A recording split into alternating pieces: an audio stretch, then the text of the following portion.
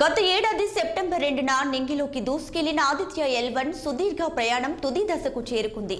కాసేపటి సూర్యుడిలోని లాంగ్రాంజ్ పాయింట్ 1లోకి వెళ్లింది.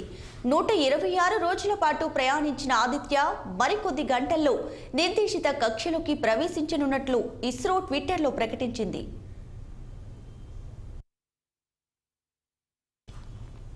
సాయంత్రం 4 గంటలకు ఆదిత్య L1 శాటిలైట్ తన గమ్యస్థానానికి చేరుకుందని ఇస్రో తెలిపింది. భూమికి 15 లక్షల కిలోమీటర్ దూరంలో ఉన్న లాంగ్రాంజ్ పాయింట్ 1 వద్ద హలో కక్షలో ఆదిత్య L1ను ఇస్రో శాస్త్రవేత్తలు ప్రవేశపెట్టారు. ఇక అక్కడి నుంచి ఆదిత్య L1 సూర్యుడి గుట్టు విప్పేందుకు తనలో ఉన్న పరికరాలను ఉపయోగిస్తుంది. సూర్యుడిపై ఏర్పడే sun spots, coronal mass ejection, సౌర జ్వాలాల వంటి విషయాలపై ఈ ఆదిత్య L1 అధ్యయనం చేయనుంది. ప్రస్తుతం ఆదిత్య L1 పూర్తి కంట్రోల్లో ఉందని ఇస్రో ప్రకటించింది. భారత అంతరిక్ష పరిశోధన సంస్థ ఇస్రో ఎంతో ప్రతిష్టాత్మకంగా నిర్వహించిన ఈ సన్ మిషన్ వచ్చే 5 ఏళ్ల పాటు సూర్యుడికి సంబంధించిన వివరాలను భూమికి పంపించనుంది.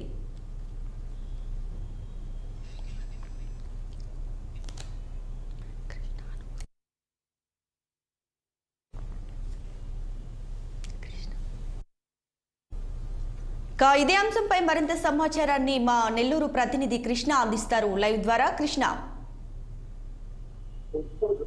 ఉమ్మడి నెల్లూరు జిల్లా చేరుకోటలో ఉన్న షార్ కేంద్రం నుంచి గత ఏడాది సెప్టెంబర్ నెలలో ప్రయోగించిన ఆదిత్య L1 ఈ రోజు సాయంత్రం 4 గంటలకి కక్షలకు చేరుకుంది. దీనిపైన ఎంతో శ్రమించిన శాస్త్రవేత్తలు కూడా అనుక్షణం గత సెప్టెంబర్ నుంచి ఇప్పటి వరకు కూడా ఆ యొక్క ఆదిత్య L1 అడుగడుగున దాన్ని పరీక్షిస్తున్నారు.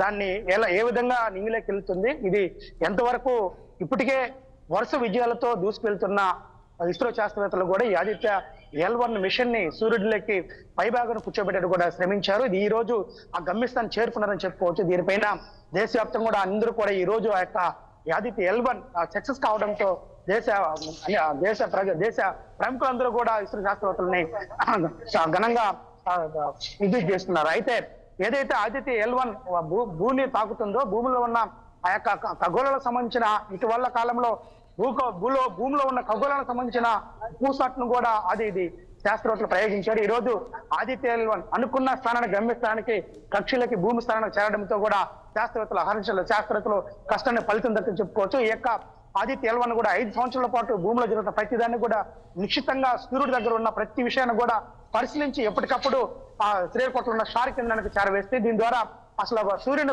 చుట్టుపక్కల కావచ్చు, సూర్యుని భాగంలో కావచ్చు, భూభాగంలో ఏ విధంగా ఎటువంటి ఇది జరుగుతుందని కూడా దీని వరకు కనుగొనవచ్చు. అయితే ఆదిత్య L1 ప్రయోగం సందర్భంలో అనేక రకాలుగా శాస్త్రవేత్తలు కఠోర పరిశోధన చేసి కూడా దీన్ని పంపించని చెప్పుకోవచ్చు. ఈ రోజు ఎట్టికేలకు సెప్టెంబర్ నుంచి ఇప్పటి వరకు ఈ యొక్క కార్యక్రమం జరిగి దీనికోసం నిరంతరం ఈరోజు సాయంత్రం 4 గంటలకు కరెక్ట్గా కక్షలోకి సూర్యుని దగ్గరికి ఈ యొక్క ఆదిత్య L1 చేరుకుందని కూడా తెలియజేస్తున్నారు. దీనిపైన ఇప్పటికే శాస్త్రవేత్తలు కూడా సంతోషం వ్యక్తం చేస్తున్నారు.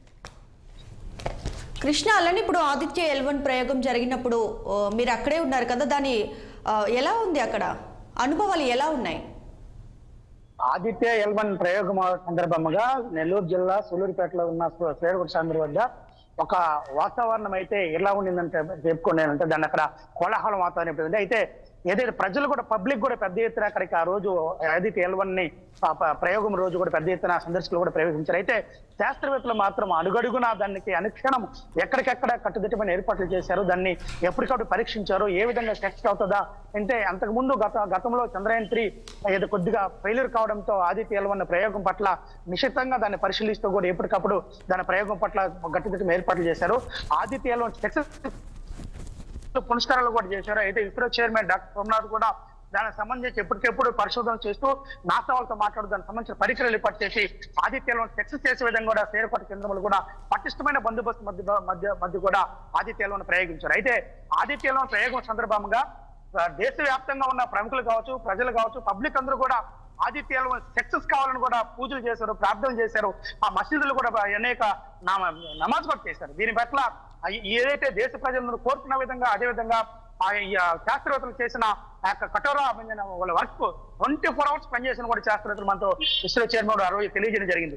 ఈ యొక్క కృషి ఏదైతే ఆదిత్య L1 ఈ రోజు ప్రయోగం విజయవంతమైందో దీని పట్ల చేసిన ప్రతి శాస్త్రవేత్తలు కూడా దీన్ని అంకితం చేస్తున్నాము. దీని పట్ల ప్రతి శాస్త్రవేత్త కూడా అహర్నిశలు కృషి చేసిన కూడా ఆ రోజు మా మీడియాతో మాట్లాడడం జరిగింది. దాని ఫలితమే ఈ రోజు ఆదిత్య L1 సక్సెస్ అయిందని, భూమి దగ్గర చేరిందని, భూమి దగ్గర ఇంతకుముందు.